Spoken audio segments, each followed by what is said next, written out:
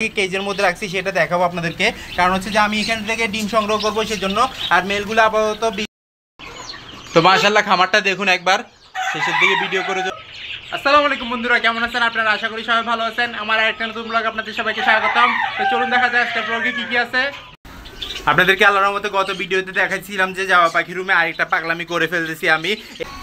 এই পাগলামিটা করা ঠিক হবে নাকি সেটা নিয়ে টেনশনে পড়েছিলাম এবং আল্লাহর রহমতে সারা রাত চিন্তা করলাম। পরবর্তীতে চিন্তা করে ভাবলাম যে প্রথমে দিয়ে ফেলি, যদি হয় হবে, না হলে আবার চেঞ্জ করতে হবে, আমার একটু কষ্ট হবে আর সময় দিতে হবে। সেই জন্য আল্লাহর রহমতে করে ফেলছি আল্লাহর উপর ভরসা করে। তো সেটা হচ্ছে যে এইটা দেখুন, এইখানে আছে যে আল্লাহর রহমতে আমার কোয়েল পাখিগুলো, যেই কোয়েল পাখিগুলো আমি কেজের মধ্যে লালন পালন করার জন্য চেষ্টা করতেছিলাম এবং এখান থেকে ডিম সংগ্রহ করার চেষ্টা করতেছিলাম, সেই জন্য আমি ওগুলাকে কেজের মধ্যে রাখছি। আর আল্লাহর রহমতে আমি ওইখান থেকে ডিম পাইছিও, কিন্তু যে অনুযায়ী পাওয়ার কথা ওই অনুযায়ী পাই নাই। সেই জন্য আমি জাওয়া পাখি রুমে সম্পূর্ণ ঘরটা ওদেরকে দিয়ে দিছি। যাক মাশাআল্লাহ আলহামদুলিল্লাহ সবগুলো ছড়াই ছিটাই আছে। আজকে এগুলাকে ছেড়ে দিছি বাছাই করে, আর মেলগুলোকে আলাদা রাখছি, মেলগুলোকে কেজের মধ্যে রাখছি সেটা দেখাবো আপনাদেরকে। কারণ হচ্ছে যে আমি এখান থেকে ডিম সংগ্রহ করবো সেজন্য। আর মেলগুলো আপাতত বীজ ডিম হিসাবে নিচ্ছি না, সেই জন্য আমি মেলগুলো সম্পূর্ণ আলাদা করে ফেলছি। আরও কিছু মেল আছে এখানে, ইদানিংয়ের মধ্যে আমি ওগুলো সবগুলা ধরে ফেলবো খুব সুন্দর করে। দেখুন কতটা সুন্দর করে ছড়াই ছিটাই আছে। আর আজকে এখানে বালু এবং তুষ দিয়ে দিব যেন ওরা খুব ভালো মতো বসতে পারে এবং ভালো মতো ডিম বাচ্চা করতে পারে। এই যে দেখুন বালুটা দেওয়ার পর খুব সুন্দরভাবে ওরা গোসল করতেছে, বালুর মধ্যে গোসল করতেছে। ব্যাপারটা শুনেও একটা আজব লাগে। এটা হচ্ছে যে ওদের বালুর মধ্যে গোসল করা। আর আমি যখন আগে লালন পালন করতাম তখন কিন্তু এভাবে বালুর মধ্যে ওদেরকে ছেড়ে রাখতাম, ভালোই ডিম বাচ্চা পাইতাম। 10টা 20টা করে লালন পালন করতাম, তখন 10টাই ডিম পাইতাম। এখন আল্লাহর রহমতে ওইখানে রাখছি, খুব সুন্দর করে সুস্থ ছিল, কিন্তু ডিম পারতেছিল না, গরমে আহা করতেছিল, হাঁপাচ্ছিল, সেই জন্য। আর এইখানে দিয়ে দিছি খুব সুন্দর করে ওরা গোসল করে আল্লাহর রহমতে এখানে ডিম বাচ্চা করবে আমি আশা করতেছি। কারণ হচ্ছে যে এইখানে খুব সুন্দর করে ছড়ায় ছিটাভাবে থাকতে পারে আর শরীরটা ঠান্ডা থাকে। আর হচ্ছে যে ওদের এই রুমটা খুবই ঠান্ডা জাওয়া পাখির, সেই জন্য এখানে ছেড়ে দিছি। দেখুন কতটা সুন্দর করে মিলেমিশে আছে। তো আমি এই সাইডে বসে আসি, সেই জন্য এইদিকে আসতেছে না, ইনশাল্লাহ চলে আসবে। আর চলে আসার সাথে সাথে বালুগুলোর মধ্যে এগুলা লাফালাফি শুরু করে দিবে। আমি এখন এখানে খাবার দাবার দিয়ে ফেলবো। আর এই ব্যাপারটা আমি চিন্তা ভাবনা করছিলাম 2 দিন ধরে, তো ভাবলাম যে দিয়েই ফেলি, দেখা যাক কি হয় না হয়, হয়তো বা কষ্ট হবে। তো এখানে টোটাল আছে 600 পিস ফিমেল আছে, আরগুলো মেল ছিল, মেলগুলো আমি আলাদা করে ফেলছি। আর 200 পিস আপাতত নাই, কারণ হচ্ছে ওগুলা বোর্ডিংয়ের সময় মারা গেছে, তারপর বড় হওয়ার পর মারা গেছে, আর স্পেস ছিল না হয়তো বা সেজন্য মারা গেছে। আর এই যে দেখুন ডাকাডাকি করতেছে মেলগুলো ধরে ফেলতে হবে। মেলগুলো যদি না ধরি তাহলে সমস্যা পড়ে যাব, সেই জন্য ইনশাল্লাহ ধরে ফেলবো। তো এই পাগলামিটা করে ফেলছি, সবাই দোয়া করবেন যেন ভালো ডিম বাচ্চা পাই ওদের কাছ থেকে। তো এমনিতে প্রথম দিন আমি 10টা পাইছি, ইনশাল্লাহ দেখা যাক সামনে আরও কত পাই, আপনারা সবাই দোয়া করবেন।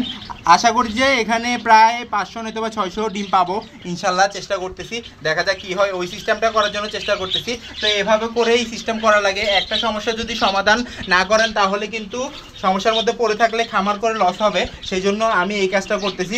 যাক একটু সাবধানে সাবধানে হাঁটাচলা করে যাইতে হবে। এইদিকে দেখুন ছড়াই ছিটে সব দিকে আছে, মাশাল্লাহ মাশাল্লাহ আলহামদুলিল্লাহ। তো এই বালুগুলো আমি লাড়াচাড়া করে দিই, কারণ হচ্ছে যে এক জায়গায় স্তূপ হয়ে বসে আছে বালুগুলা, সেজন্য। অবশ্য পাখিগুলো কিন্তু খুব ভালো মতো গোসল করে, তুষ দিলে কিন্তু আরও বেটার হয়। বালু দিছি, আপাতত তুষ আনা নাই আমার কাছে, সেজন্য আগের কিছু তুষ ছিল ওই তুষগুলাই দিয়ে দিছি। দেখুন একটা পাখিও কিন্তু স্তব্ধভাবে বসে নাই, সবগুলা কিন্তু বালুর মধ্যে লাফাচ্ছে। তো আমি এখন ওদেরকে পানি দিয়ে দেবো, খাবার দিয়ে দিব, আর হচ্ছে যে ওরা যে খুব ভালো মতো বসে থাকবে ওইটাও দিয়ে দিব, দেখা যাক কী হয় না হয়। তো আজকে সকালে একটা ডিম পাইছি, দেখুন কতটা সুন্দর। এই সিস্টেম করে লালন পালন করলে খুবই ভালো হয়। দেখুন একবারে শুয়ে গেছে, আল্লাহর রহমতে এই সিস্টেমটা আমার কাছে বেটার মনে হচ্ছে, সেই জন্য এই কাজটা করতেছি। আপনারা সবাই দোয়া করবেন। তো এগুলোকে যে এখানে আনছি, উপরে যাওয়া পাখি এবং বাজরিগার পাখির অসুবিধা হবে নাকি সেটা বলি। অসুবিধা একটু হবে, ওদের জন্য আমি আলাদা কেজ তৈরি করতেছি, সেই জন্য কেজটা তৈরি করে ফেললে আর কোনো অসুবিধা হবে না। কেজটা তৈরি করার জন্য এই জায়গাটা আমি খালি করছি, অবশ্যই গত ব্লগে দেখাইছি, যারা রেগুলার ব্লগ দেখেন তারা জানেন অবশ্যই। তো এইখানে কোয়েল পাখিগুলো ছেড়ে দিয়েছি, যাক মাশাল্লাহ আলহামদুলিল্লাহ আলহামদুলিল্লাহ আলহামদুলিল্লাহ। দেখা যাক হয়তো বা সপ্তাহখানিকের মধ্যে আমি ওদের কাছ থেকে ডিম বাচ্চা আবার ফিরে পাবো, দেখা যাক কী হয় না হয় ইনশাল্লাহ। তো সবাই দোয়া করবেন এবং জাওয়া পাখি সম্পর্কেও কিছু জানার থাকলে অবশ্যই কমেন্ট বক্সে কমেন্ট করতে পারবেন। তো ইনশাল্লাহ কয়েকদিনের মধ্যেই আমি আরও কিছু মুরগি বাচ্চা আনবো, যেগুলা হয়তোবা কোরবানির পরে নয়তোবা কোরবানির আগে, কারণ হচ্ছে যে কোরবানির পরে অনেকগুলা মুরগি দিতে হবে আমার সাপ্লাই, সেজন্য ইনশাল্লাহ। এই যে দেখুন এখানে আছে কোয়েল পাখিগুলা। তো ছড়াই ছিটাই একটা দৃশ্য, কেজের মধ্যে আরেকটা দৃশ্য। কেজের মধ্যে ওদেরকে রেখে দিতে হয়, খাবার দাবার খায়, হাঁটা চলা কম করতে পারে এবং ডিম বাচ্চা করে, কিন্তু ঠান্ডা জায়গা লাগে। এখানে তো ঠান্ডা জায়গা আছে, আল্লাহর রহমতে দেখা যাক কি হয় না হয়। এই যে দেখুন কেউ শুয়ে আছে মাশাআল্লাহ। তো মেলগুলো কোথায় আছে সেটা দেখাই আপনাদেরকে। এদের আগের কি পজিশন ছিল সেটা তো দেখাইছি আপনাদেরকে ইনশাল্লাহ। তো অনেকে বলতে পারেন যে এখানে যে কোয়েল পাখি একসাথে রাখছেন আর জাওয়া পাখিকে একসাথে রাখছেন, এখানে খাবার দাবার কিভাবে দিবেন? তো কোয়েল পাখির খাবার দাবার নিচে থাকবে এবং জাওয়া পাখির খাবার দাবার উপরে থাকবে। এই যে দেখুন এখানে ধান এবং ডিমকুচি দিয়ে দিব। তো ডিমকুচি দেওয়ার সাথে সাথে ওরা ডিমকুচিগুলো খেয়ে ফেলবে এবং ধানগুলো খেয়ে ফেলবে, উপরে পানি খাবে। এই যে দেখুন পানি সিস্টেমটা। তো সবগুলো উপরে, এখানে যেগুলো আছে সেগুলো উড়াউড়ি কম করতে পারে, সেই জন্য আমি নিচে দিয়ে রাখছি। তো উড়াউড়ি যেগুলো করতে পারে ওগুলো উপরে খাবার খেয়ে ফেলবে, আর নিচে যেগুলো আছে নিচে খাবার খেয়ে ফেলবে ইনশাল্লাহ আল্লাহর রহমতে। তো সবাই দোয়া করবেন। এই যে দেখুন জাওয়া পাখির মধ্যে বাজরিয়ার পাখিগুলো ধরে ফেলতে হবে, কারণ হচ্ছে যে ওই কেসগুলো আমি আল্লাহর রহমতে খুব সুন্দর করে ফিটিং করে ফেলছি। আর হচ্ছে জাওয়া পাখির জন্য নতুন করে একটা কেস তৈরি করতে হবে, ওইখানে যাওয়া পাখিগুলো ছেড়ে দিব। আর এভাবে করে আল্লাহর রহমতে কোয়েল পাখিগুলো থাকবে ইনশাল্লাহ। এই যে দেখুন আল্লাহর রহমতে সম্পূর্ণরূপে পুরুষ কোয়েল পাখিগুলো এখানে ছেড়ে দিচ্ছে। এখানে একটা ফার্মি মুরগি বাচ্চা আছে, ওইটাও ধরে ফেলবে এখন। আর হচ্ছে যে এখানে খুব সুন্দর করে কিন্তু আল্লাহর রহমতে এগুলো বড় হয়ে যাবে। আর এইখানে বড় হবে বলতে এইখানে তো সবগুলো পুরুষ বড় হয়ে গেছে, অবশ্যই কেউ বিক্রি করবো সেটাও চিন্তা ভাবনা করতে হবে আল্লাহর রহমতে। তো সবগুলো একসাথে হইলে একসাথেই বিক্রি করে দিবে, আর যদি খুচরা হয় খুচরাও বিক্রি করে দিবে। এগুলো খাওয়ার জন্য নিতে পারবেন আপনারা। দেখুন খুবই সুস্বাদু, খুবই মজাদার কোয়েল পাখির রান্নাগুলা। যাক মাশাআল্লাহ আলহামদুলিল্লাহ, দেখুন কতটা সুন্দর এখানে আছে মাশাআল্লাহ। তো এই 2 কেজির মধ্যে রাখছি। তো এখানে প্রায় 2 থেকে 250 পিস আছে আল্লাহর রহমতে পুরুষ কোয়েল পাখি। আরগুলা এখনো বাছাই করা হয় না, ইনশাআল্লাহ বাছাই করা হইলে এখানে রেখে দিব। আর ওইখানে কিছু কিছু ফিমেল কোয়েল পাখি আছে যেগুলো ডিম পাড়তেছে, ওগুলো থেকে ডিম যেগুলো পাবো ওগুলো দেখাবো আপনাদেরকে ইনশাল্লাহ। আর খুব সুন্দর করে কেজ থেকে ধরে ওইখানে রেখে দিছি।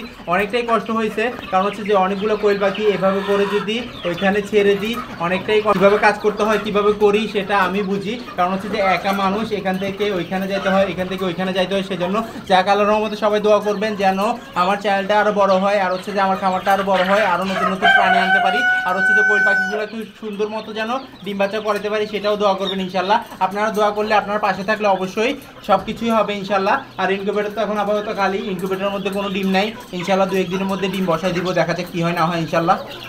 তো মাশাআল্লাহ খামারটা দেখুন একবার, শেষের দিকে ভিডিও করে চলে যাচ্ছি। এখানে পাশের কেজে দেখতে পাচ্ছেন সিলভার স্যাপ্রেট চলে গেছে, কোথায় চলে গেছে সেটার ভিডিও আসবে ইনশাল্লাহ পরবর্তীতে। ইনশাআল্লাহ আল্লাহর রহমতে সামনে আপডেট আছে এবং ডেলিভারি আছে, সেটা দেখতে হলে চ্যানেলটা সাবস্ক্রাইব করতে হবে। দেখুন কি কি ডেলিভারি চলে যাচ্ছে ইনশাআল্লাহ আমার খামার থেকে। তো আমার ভিডিও যদি ভালো লাগে থাকে লাইক কমেন্ট শেয়ার করবেন, যারা সাবস্ক্রাইব করেনি সাবস্ক্রাইব করে দিবেন, আর যারা সাবস্ক্রাইব করছেন তাদের অসংখ্য ধন্যবাদ। ইনশাআল্লাহ আবারও দেখা যাবে নতুন কিছু নিয়ে। আল্লাহ যেন সবাইকে সুস্থ রাখে, সবাইকে বিমুক্ত রাখা করে। আজকে বিদায় নিচ্ছি, আল্লাহ হাফেজ।